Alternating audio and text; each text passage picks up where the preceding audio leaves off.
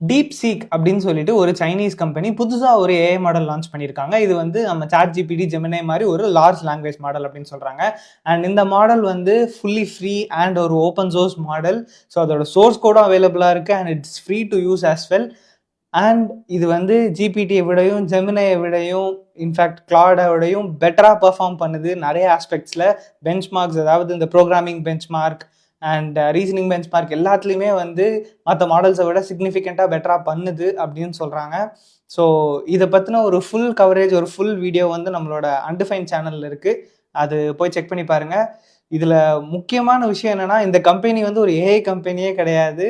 இது வந்து ஒரு ஹெட்ஜ் ஃபண்ட் கம்பெனி, ஒரு ஃபினான்ஸ் கம்பெனி. அவங்கள்ட்ட சும்மா இருந்த ஜிபியூ நிறைய ஐடியலாக இருக்குது அப்படின்னு சொல்லிட்டு அதை பண்ணுறதுக்கு ஒரு சைட் ப்ராஜெக்டாக சும்மா பண்ண மாதிரி தான் சொல்கிறாங்க.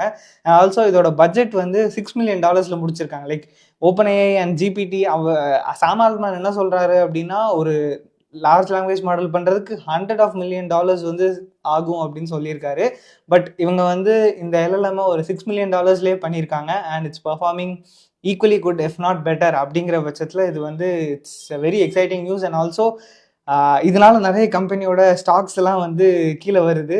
And so many other things that have gotten deeper into அந்த ஃபுல் வீடியோவில். ஸோ அன்டிஃபைன் சேனலில் இருக்குது, அதை போய் பாருங்கள்.